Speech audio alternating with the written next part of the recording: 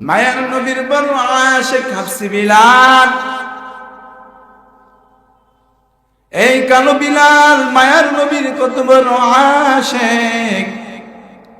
আল্লাহর পয়গম্বর ইন্তেকাল করার পরে হাফসি বিলাল গাঠুরি মাঠুরি সব কিছু বেঁধে নিয়ে আবু বকরের সামনে গিয়ে দাঁড়ায় বলে, আবু বকর, আপনি আমাকে বিদায় দেন, আমি আর মদিনার জমিনে আমি আর থাকবো না। আবু বকর ডাক দিয়ে বলে, কেন রে বিলাল, মদিনার জমিনে আপনি থাকবেন না কেন, কি হয়েছে? বিলাল ডাক দিয়ে বলে, আবু বকর শোনেন, আমি বিলাল আযান দেওয়ার পরে ডানে তাকাই বামে তাকাই আমার মায়ের নবী নেই। আমি বিলাল কার জন্য থাকবো? আমার মায়ের নবী দুনিয়ার থেকে বিদায় হয়ে চলে গেছে। হেরে নবীর উম্মতের দল, ও যুবক ভাই, ও বাদারের আম্মা জান, নবীর আদর্শওয়ালা জিন্দেগি নিজের মধ্যে আপনি গঠন করে নেন। মা বোনদের জন্য 3টা নসিহত। 1 নম্বর আমল হলো 5 ওয়াক্ত নামাজ যদি সর্বদা ইহতিমামের সহিত আদায় করতে পারে আর স্বামীর খেদমত করতে পারে আর যদি পর্দা করে চলতে পারে, আল্লাহর রাসূল বলেছেন এই 3টা আমলের কারণে তাদেরকে আল্লাহ জান্নাত দিয়ে দিবে। এই আমলগুলো করা কি কঠিন? জোরে বলেন না কেন? তা আমল করব কতটুকু? অল্প। কতটুকু? নাজাতের জন্য আমি বলছিলাম আখলিস দীনাকা ইয়াকফিকা আমালুল কলিল। অল্প আমলে নাজাতের জন্য আমল বেশি করার দরকার নেই, অল্প আমল করতে হবে। ভেজাল মুক্ত, কি মুক্ত? ভেজাল মুক্ত, শিরক মুক্ত, রিয়া মুক্ত ইবাদত করতে হবে। যে ইবাদতের মধ্যে কোনো ভেজাল নেই, কোনো রিয়া নেই, কোনো অহংকারী নেই, কোনো তাকব্বুরি নেই, একমাত্র আল্লাহর জন্য। কার জন্য আমরা ইবাদত করব? কার জন্য? আরো জোরে বলেন।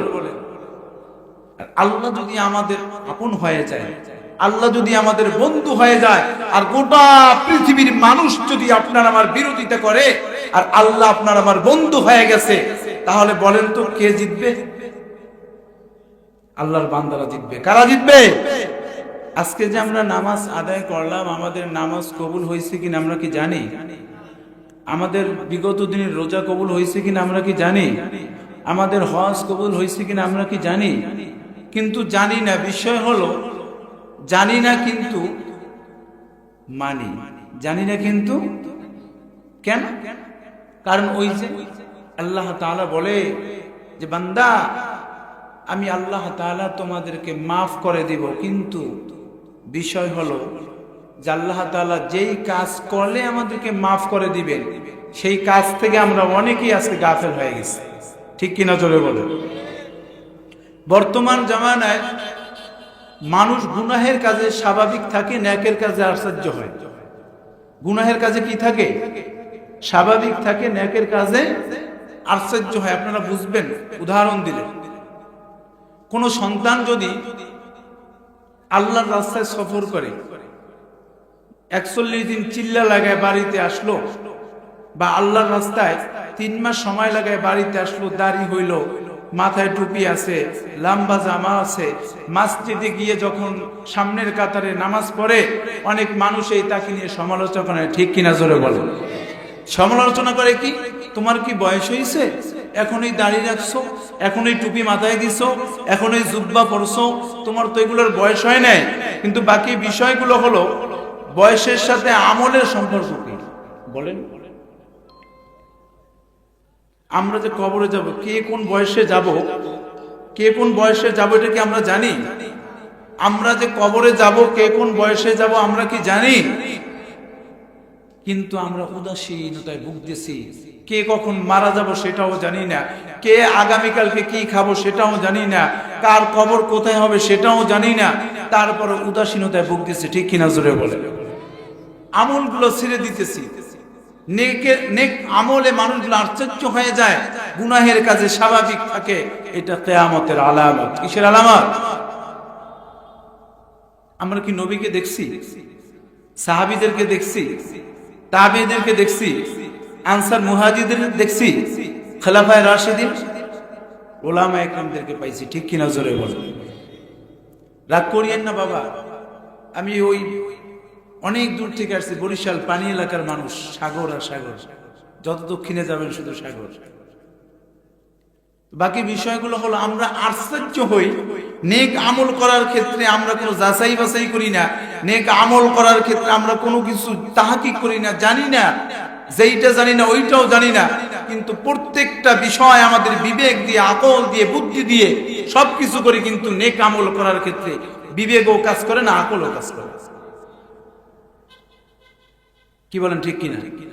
হুজুরে যে আলোচনা করছে, গুরুত্বপূর্ণ আলোচনা, যুগ উপযোগী আলোচনা। বর্তমান জামানায় এই পরিস্থিতিতে নবী মুহাম্মদুর রাসূলুল্লাহ সাল্লাল্লাহু আলাইহি ওয়াসাল্লাম আসতো, তাহলে আমাদের আমলের হালাত, আমাদের অবস্থান, আমাদের এই পরিস্থিতি দেখে জনাবে মুহাম্মদুর রাসূলুল্লাহ সাল্লাল্লাহু আলাইহি ওয়াসাল্লাম বলতেন নিজের জবান দিয়ে যে আমার উম্মতগুলোর যে হালাত, এই উম্মতগুলো জাহান্নামে চলে যাবে। গুনাহ আমরা এত পরিমাণে করি, দৈনন্দিন আমাদের গুনাহ হইতেছে। ঠিক কিনা জোরে বলেন। নেক আমল কতটুকু হয়? 5 ওয়াক্ত নামাজ পড়ি, তাও অনেক সময় পড়ি, অনেক সময় পড়তে পারি না। কি বলেন ঠিক না? قال النبي صلى الله عليه وسلم أخلص دينك يكفيك العمل القليل। মায়ের নবী আমার ডাক দিয়ে বলে, উম্মত, হে আমার উম্মত, তোমাদের আমলগুলো যদি কম হয়, আখলিস দীনাকা ইয়াকফিকাল আমালুল কলিল, যদি অল্প আমল হয় আর ওই আমলটা যদি বেজাল মুক্ত হয়, কি হয়? বেজাল মুক্ত যদি আমলটা কম হয় আর ওই আমলটা যদি রব্বে কাবার জন্য হয়, আল্লাহর রাসূল বলেন ওই আমলটা দ্বারা বান্দা কিয়ামতের ময়দানে আল্লাহ তোমাকে জান্নাতের মেহমান বানিয়ে দেবেন। সুবহানাল্লাহ। আমলটা যদিও কম, কিন্তু আমলটার মধ্যে শিরক নাই, বিদআত নাই, ওই আমলটার মধ্যে কোনো ভেজাল নাই, চুরিও নাই, কোনো কিছুই নাই। এর নবীর উম্মতের দল বর্তমান জামানায় মুসলমানের ইবাদতের অবস্থা দেখে মনে হয় মুসলমান তার ইতিহাসগুলো ভুলে গেছে। মসজিদে যায় বান্দা, সিজদা দিয়া আবার সিজদা উঠায়, মনে হয় যেন মুরগিতে যেইভাবে ধান খায় এইভাবে সিজদা করে। ঠিক কিনা জোরে বলেন। 2 রাকাত নামাজ 2 মিনিটে পড়ে তারপরে তাড়াতাড়ি বের হয়ে যায়। এর নবীর উম্মতের দল, তোমার আমার মায়ের নবী বলে, বান্দা যখন মসজিদে গিয়ে আল্লাহর সামনে দাঁড়ায় যায় আর তাকবীর দিয়ে বলে, মালিক আমার রব, আমার আল্লাহ, দুনিয়ার কোন মানুষ দেখে না, একমাত্র আপনার সামনে দাঁড়ায় গেছে। ও আমার রব, আপনি আমার জিন্দেগীর গুনাহগুলো মাফ করে দেন। বলেন সুবহানাল্লাহ। সিজদার থেকে দামি কোনো জায়গা আছে না? এই কপালটা বানাইছেন কে? চিল্লায় বলেন কে? এই জবানটা দিছে কে? মুমিন। জোরে বলতে হবে, কে দিয়েছে জবান? এই হাত আমার আল্লাহর দেওয়া নিয়ামত। চোখ দুইটা দেওয়া কার নিয়ামত? জোরে বলেন। এই বিবেক দিছে কে? জোরে বলেন। এর নবীর উম্মতের দল আল্লাহ বলে বান্দা চোখ দিয়েছি, বিবেক দিয়েছি, আকল দিয়েছি, বুদ্ধি দিয়েছি, সব দিয়েছি আমি আল্লাহ। আর তুই যখন আমি আল্লাহর কুদরতি কদমে সেজদাটা লাগাই দিবি বান্দা, হে বান্দা আমি আল্লাহ তোর পিছনের জিন্দেগীর গুনাহগুলো ক্ষমা করে দেব। বলেন সুবহানাল্লাহ। আমাদেরকে ক্ষমা করবে কে? আরো জোরে বলেন, ক্ষমা করবেন কে? আল্লাহ আমাদের সকলকে ক্ষমা করুক, আমরা কি চাই? আরো জোরে বলেন। এই যে মাহফিলটা আজকে আয়োজন হয়েছে, আপনারা খুশি না বেজার? এটা প্রত্যেকটা বছর কে কে চাই? নারায়ে তাকবীর। বর্তমান জমানায় স্লোগানের অভাব নাই। রাস্তায় দাঁড়ায় বান্দা স্লোগান দেয় যে আমার নেতার চরিত্র ফুলের মতো পবিত্র, কিন্তু বান্দা নামাজ পড়ে না, এক ওয়াক্ত আছে না না? হের নবীর উম্মতের দল, এমন একজন নবী পাইছো, জানো সেই নবীকে? যেই নবীর উম্মত হওয়ার জন্য অন্য অন্য নবীরা পর্যন্ত পেরেশান, এই নবীর উম্মত হওয়ার পর যারা নবীর সুন্নাত অনুযায়ী জীবনটা চালাইতে বড় কষ্ট পায়, বোঝা গেল তোমাদের ইমানের মধ্যে বড় ভেজাল, ঠিক কিনা? হুজুর যত কথাই বলেন, আজকে নামাজের ওয়াজ করেন, হেদায়েতের কথা বলেন, কিন্তু হুজুর যতই কথা বলেন ওয়াজ ঠিকই শুনবো, কিন্তু এক ওয়াক্ত নামাজ পড়বো না, এরকম পাবলিক আছে না নাই? জোরে বলেন, আছে না নাই? এই মাহফিল তখনই সার্থক হয়ে যাবে, এই মাহফিল তখনই কামিয়াব হয়ে যাবে যখন বান্দা একটা কথা যদি হেদায়েতের নিয়াইতে একটা কথা যদি বান্দা শুনে, ওই একটা কথা যদি আমল করে, ওই একটা কথাই বান্দার নাজাতের জন্য যথেষ্ট, ঠিক কিনা? জোরে বলে। কেমন যেন হয়ে গেছে মুসলমান, আজান শুনলে রাসূল করিম সাল্লাল্লাহু আলাইহি ওয়াসাল্লাম বলে যে আজান হলো মানুষকে আল্লাহর দিকে ডাকা। কার দিকে? আল্লাহ রাসূল সাল্লাল্লাহু আলাইহি ওয়াসাল্লাম বলে যারা পাঁচ ওয়াক্ত নামাজ গুরুত্ব সহকারে আদায় করবে, আল্লাহ তাআলা তাদেরকে 5টা পুরস্কার দিবে। জোরে বলেন, কয়টা? কয়টা পুরস্কার দিবে? আমরা সকলেই 5টা পুরস্কার পাইতে চাই তো ইনশাআল্লাহ? কে কে চাই? নারায়ে তাকবীর। আল্লাহ কবুল করে, হাত নাড়ান। আল্লাহ তাআলা বলে ওয়ামান আহসানু قولا ممن دعا إلى الله وعمل صالحا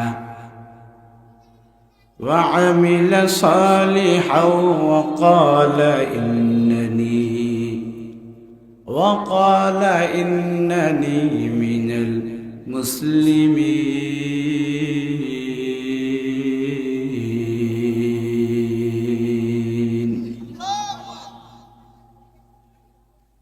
ومن أحسن قولا ممن دعا إلى الله। আমরা সকলেই বলছিলাম আমি আলোচনার শুরুতে যে আমরা সকলে দাবি করছি কি? মুসলমান। জোরে বলেন কি?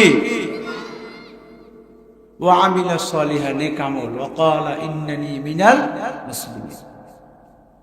আমরা সকলেই মুসলমান। আরো জোরে বলেন না কেন? আমাদের তাকবীরের আওয়াজ আসতে হবে না জোরে হবে? আরো চিল্লায় বলেন, জোরে হবে না আসতে হবে? আরো জোরে বলেন। হেরে সিলেটের যুবক ভাই ও পরদারের আম্মা জান, আজকে মুসলমান কাদেরকে বলা হয়? যাদের তাকবীরের আওয়াজে গোটা বিশ্বের কাফের মুশরিক বেদিন বেঈমানের মধ্যে ভূমিকম্প শুরু হয়ে যায়, ঠিক কিনা? আজকে মুসলমান যদি তাকবীরের আওয়াজকে বন্ধ করে দাও, কয়েকদিন আগে দেখো না মুসলিম কিছু হিন্দু আমাদের মুসলমান ভাইদেরকে হত্যা করেছে, ঠিক কিনা? জোরে বলে। হেরে নবীর উম্মতের দল, তাকবীরের আওয়াজ যদি বন্ধ করে দাও, এই শাহজালালের পবিত্র ভূমি সিলেট জেলাটা এমন একটা জেলা যেটাকে বাংলার পূর্ণভূমি জেলা বলা হয়। এর নবীর উম্মতের দল এই সিলেট থেকে শাহজালাল ইয়ামানি তাকবীরের আওয়াজ দিয়েছে, তাকবীরের আওয়াজ। এই তাকবীরের আওয়াজে গুরু গোবিন্দের মসনদ ভেঙে চুরমার হয়ে গেছে, ঠিক কিনা? জোরে বলে। হে যুবক ভাই ও পর্দার আম্মা জান, হে যুবক, ভালো করে অন্তরের কানটা লাগিয়ে দে। আজকে যদি তাকবীরের আওয়াজকে বন্ধ করে দাও, ওই কাফের মুশরিক বেদিন বেঈমানের দল এমন একটা সময় আসবে মুসলমানকে ঘর থেকে ধরে ধরে নিয়ে হত্যা করবে, ঠিক কিনা? এগুলো কি আমরা দিব? জোরে বলেন, দিব নাকি? কাফের মুশরিক বেদিন বেঈমান হিন্দু থাকো, বৌদ্ধ থাকো, খ্রিস্টান থাকো, ইহুদি থাকো, মনে রাখবা মুসলমানের ঈমানের আওয়াজের সামনে গোটা বিশ্বের কাফের মুশরিক বেদিন বেঈমানের দল যদি ইসলামের উপর আঘাত করে, বাংলার ৬৪ জেলা থেকে এমন একটা আওয়াজ শুরু হয়ে যাবে, বিপ্লব শুরু হয়ে যাবে। শাহজালাল ইয়ামানি রাহমাতুল্লাহ আলাইহি যেইভাবে তাকবীরের আওয়াজ দিয়েছে, ওই রকম আওয়াজ দিয়ে মাঠে ময়দানে নেমে যাব, ঠিক কিনা? জোরে বলে। এটা আমাদের প্রাণের দাবি, এটা মুসলিমের দেশ, ঠিক কিনা? জোরে বলে। গোটা মুসলিম উম্মাহ এখানে বসবাস করে।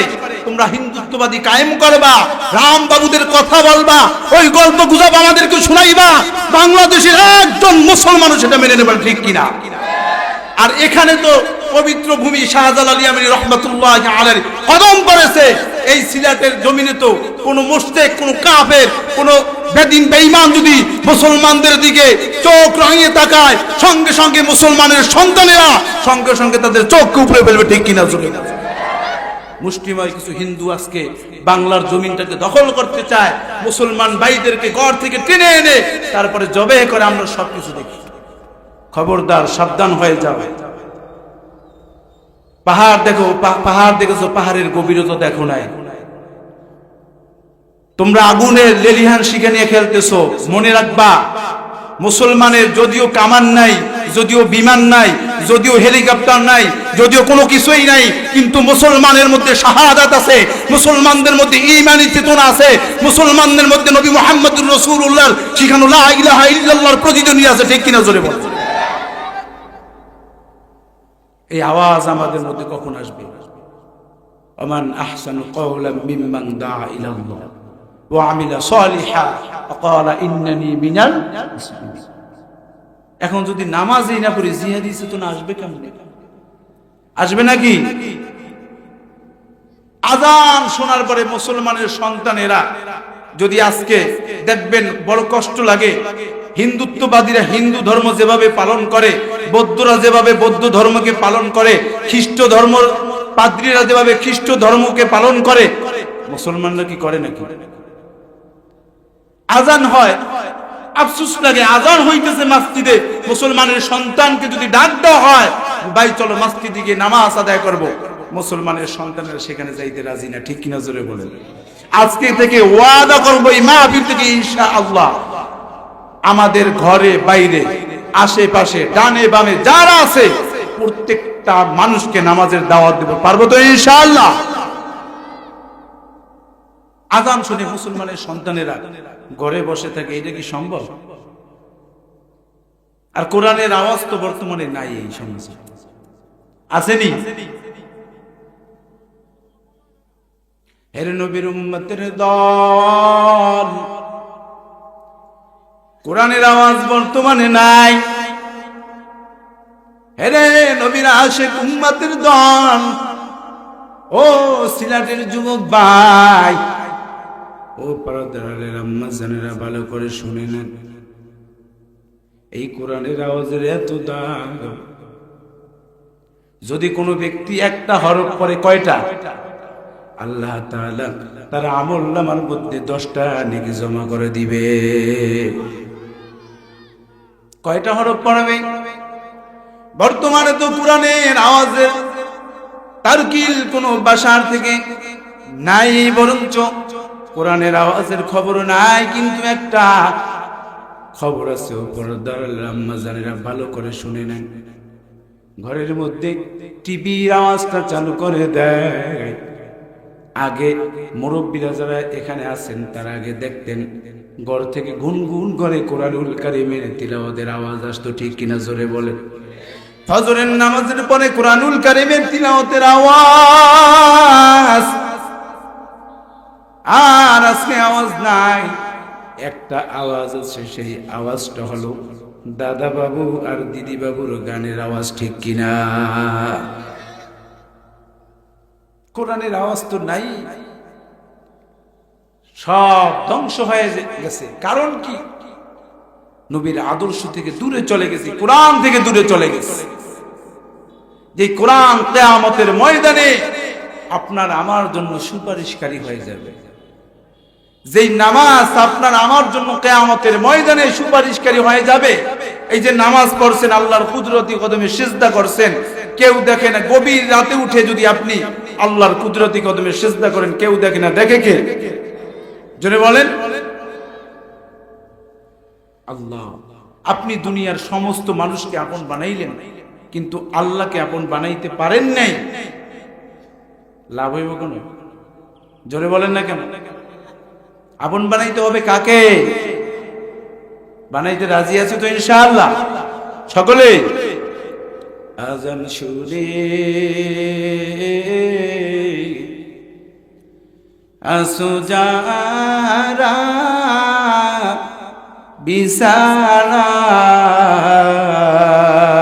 বিছানায়, আজান শুনে আসো যারা বিছানায়, তাদের জন্য কান্দেন নবী মদিনায়, তাদের জন্য কান্দেন নবী মদিনায়। সেই নবীর জন্য একটু মায়া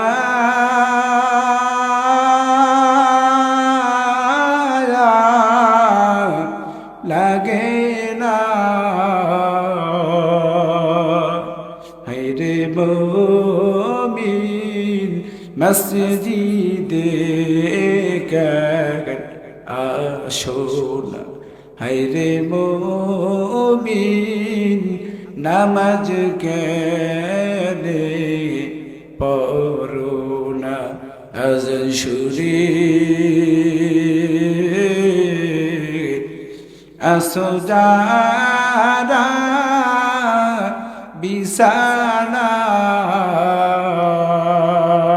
বিছানায়, তাদের জন্য কান্দেন নবী মদিনা, তাদের জন্য কান্দেন নবী মদিনা।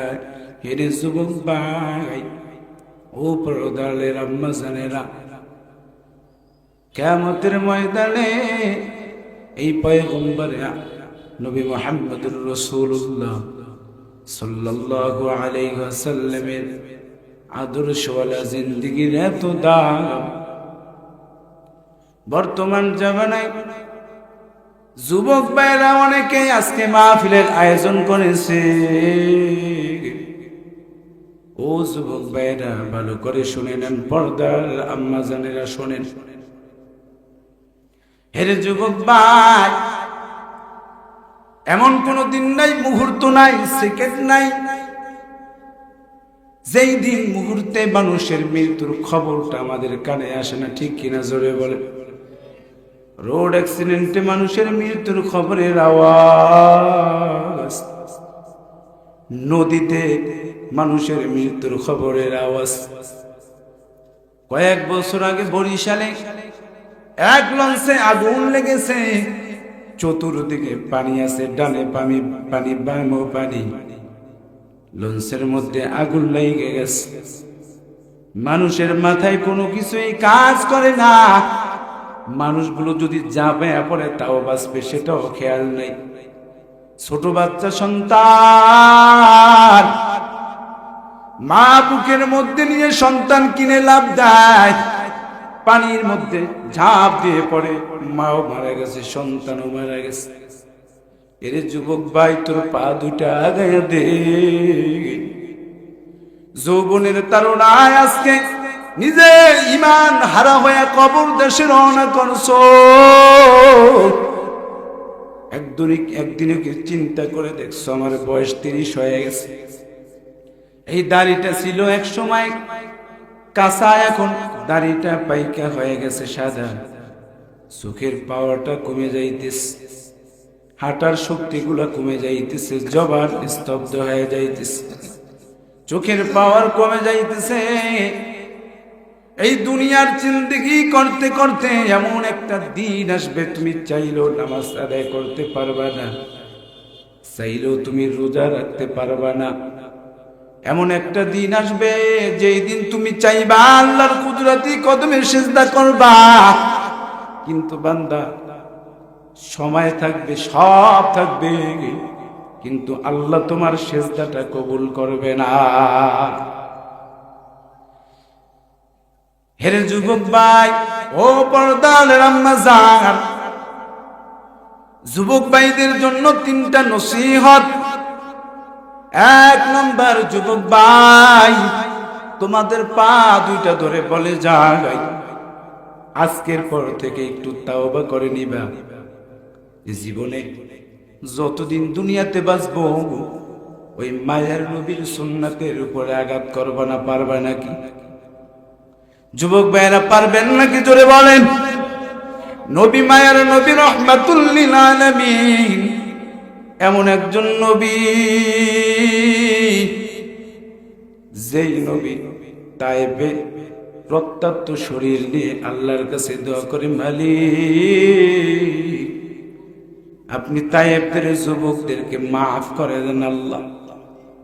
এমন একজন নবী পাইছো রে যুবক ভাই, জানো সেই নবীর আখলাক, সেই নবীর চরিত্র জীবনে কোনোদিন বলতে পারবা না মায়ার নবী কাউকে বরদোয়া করছে না। হেরে নবীর উম্মতের দল, 5 ওয়াক্ত নামাজ সময় মতো আদায় করবা, আর মায়ার নবীর সুন্নতের দাড়িগুলো মুখে রাখবা। আর যদি বিবাহ শাদী করো, বিবিকে পর্দায় রাখবা, পারবা নাকি? কয়েকটা বিষয়, কয়টা বিষয়? 3টা বিষয়। কয়টা বিষয়? 5 ওয়াক্ত নামাজ পড়বা, আল্লাহর পয়গম্বরের সুন্নাতটা মুখের মধ্যে রাখবা, আর একটা বিষয় হলো বিবাহ করলে বিবিকে পর্দায় রাখবা। কয়টা বিষয়? পারবা নাকি জোরে বলে? অনেকে বলে দাড়ি রাখলে যৌবনের ভাব কইমা যায়। ও পর্দারের আম্মাজান আছে নাকি? আম্মাজানের আছে। পর্দারের আম্মাজানেরা বর্তমানে আবার দাড়িওয়ালা যুবকদেরকে পছন্দ করে না, আছে না নাই? হেরে নবীর উম্মতের দল, ও পর্দারের আম্মাজান, আপনি যদি দাড়িওয়ালা নামাজি আল্লাহওয়ালা একজন সন্তানকে, একজন সন্তান দাড়িওয়ালা নামাজি আল্লাহওয়ালা মুত্তাকি একজন কোন আল্লাহর বান্দার সন্তানকে যদি বিবাহ করেন, এই বিবাহ করলে লাভ হবে কি? আপনিও দিনদার হয়ে যাবেন, আর ওই যাকে আপনি বিবাহ করলেন সেও দিনদার হয়ে যাবে। কিয়ামতের ময়দানে আমার মালিক দুইজনকে জান্নাতের মেহমান বানিয়ে দিবে। এখন বলতে পারে মা বোনেরা দাড়ি রাখলে বুড়া বুড়া লাগে। আরে বাবা না না, বুড়া বুড়া লাগে না। দাড়ি রাখলে আল্লাহ রসুলের সুন্নাত জিন্দা হয়। আর একটা আমল হলো, অনেক সময় অনেকে টুপিটা মাথায় দিয়ে করে ইস্তেঞ্জায় যখন যায় টুপিটা মাথার থেকে কইলা পকেটে ভরে আসে না নাই, এইরকম আছে। প্রস্রাব করতে যায় টুপিটা মাথার দিয়ে খুলে যায়, আবার যখন প্রস্রাব করে ইস্তেঞ্জা করে আসে পরে আবার মাথায় দেয়। ইস্তেঞ্জায় যখন যাবেন টুপিটা মাথায় নিয়ে যাবেন। পারবেন তো ইনশাআল্লাহ? পারবেন তো? মায়ার নবীর বড় আশিক হাফসি বিলাল, এই কালো বিলাল মায়ার নবীর কত বড় আশিক। আল্লাহর পয়গম্বর ইন্তেকাল করার পরে হাফসি বিলাল গাঠুরি মাঠুরি সব কিছু বেঁধে নিয়ে আবু বকরের সামনে গিয়ে দাঁড়ায় বলে, আবু বকর আপনি আমাকে বিদায় দেন, আমি আর মদিনার জমিনে আমি আর থাকবো না। আবু বকর ডাক দিয়ে বলে, কেন রে বিলাল, মদিনার জমিনে আপনি থাকবেন না কেন, কি হয়েছে? বিলাল ডাক দিয়ে বলে, আবু বকর শোনেন, আমি বিলাল আযান দেওয়ার পরে ডানে তাকাই বামে তাকাই আমার মায়ের নবী নেই। আমি বিলাল কার জন্য থাকবো? আমার মায়ের নবী দুনিয়ার থেকে বিদায় হয়ে চলে গেছে। হেরে নবীর উম্মতের দল, ও যুবক ভাই, ও বাদারের আম্মা জান, নবীর আদর্শওয়ালা জিন্দেগি নিজের মধ্যে আপনি গঠন করে নেন। মা বোনদের জন্য 3টা নসিহত।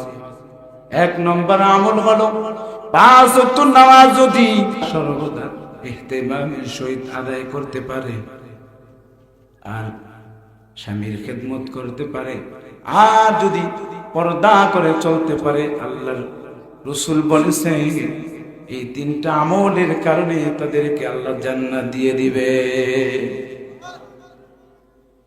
এই আমলগুলো করা কি কঠিন?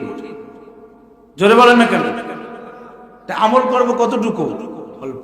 কতটুকু? নাজাতের জন্য আমি বলছিলাম আখলিস দীনাকা ইয়াকফিকা আমালুল কলিল। অল্প আমলে নাজাতের জন্য আমল বেশি করার দরকার নেই, অল্প আমল করতে হবে। ভেজাল মুক্ত, কি মুক্ত? ভেজাল মুক্ত, শিরক মুক্ত, রিয়া মুক্ত ইবাদত করতে হবে।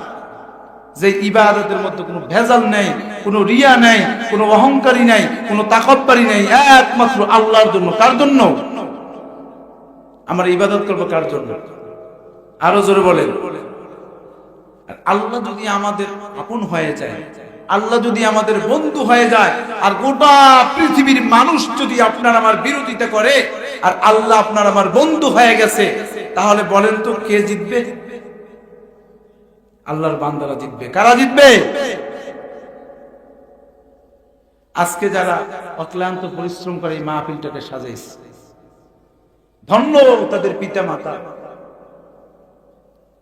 অনেক মানুষ আজকে এই মাহফিলে আসছেন, আলহামদুলিল্লাহ। আবার অনেকে আসতে পারেন না, হতে পারে জীবনের শেষ মাহফিল এইটা।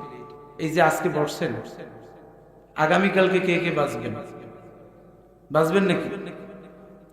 আমি একবার আলোচনা করতেছিলাম ওই উত্তরবঙ্গে।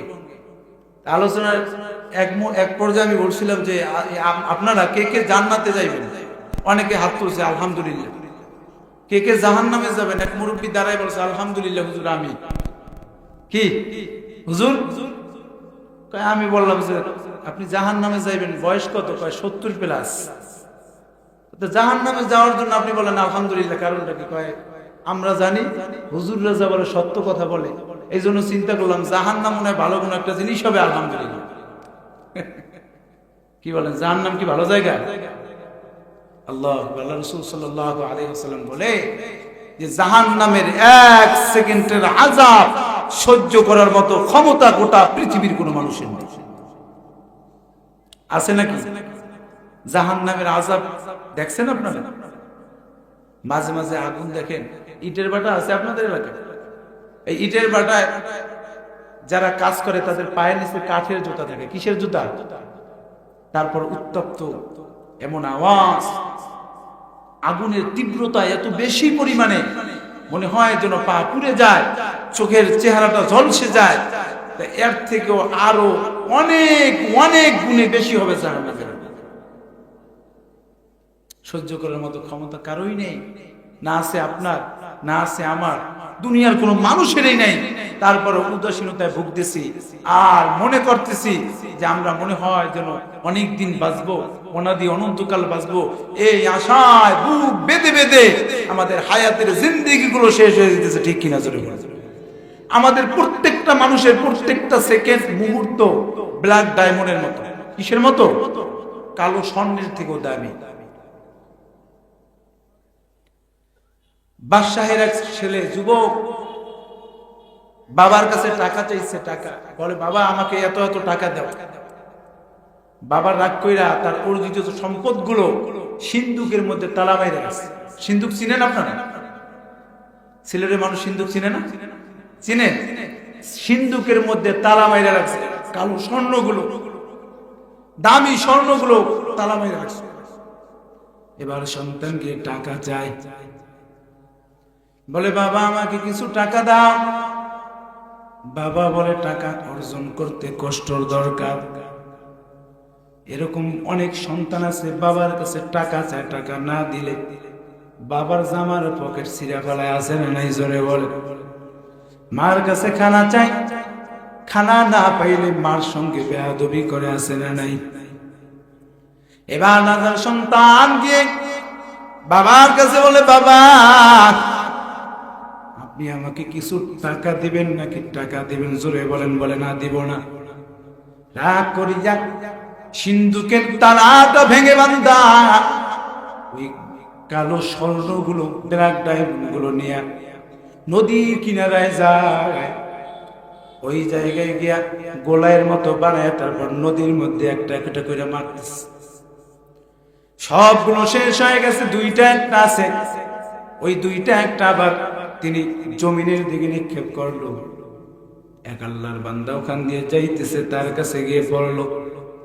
আল্লাহর বান্দা ওইটা পায়া নদীর কিনারায় গিয়ে দেখে ওই সন্তান, বাদশাহের সন্তানের কাছে আর দুইটা মাত্র ওইরকম ভাবে ব্ল্যাক ডায়মন্ড আছে, কালো স্বর্ণ আছে।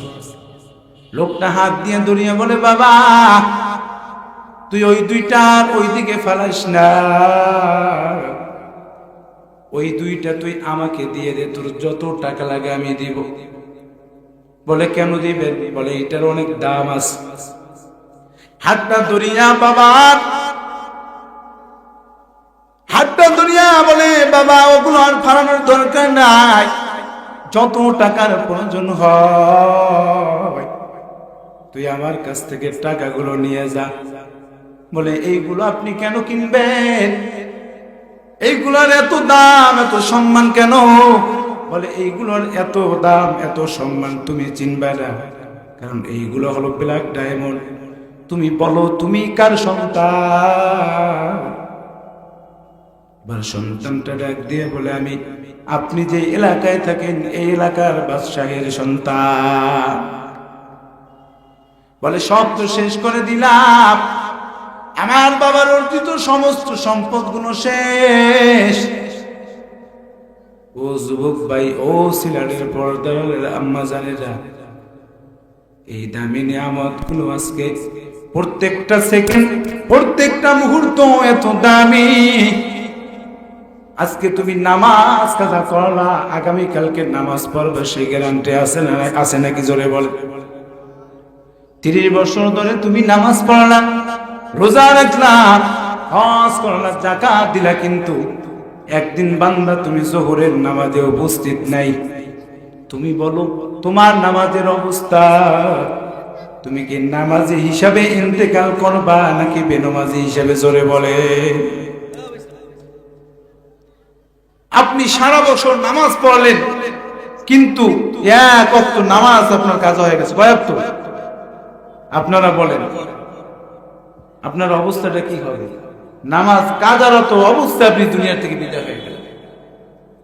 এই জন্য আমরা সকলে 5 ওয়াক্ত নামাজ গুরুত্ব সহকারে আদায় করব। রাজি আছি তো ইনশাআল্লাহ? কে কে রাজি নাই হাত উঠাই। সকলে রাজি আছে তো ইনশাআল্লাহ?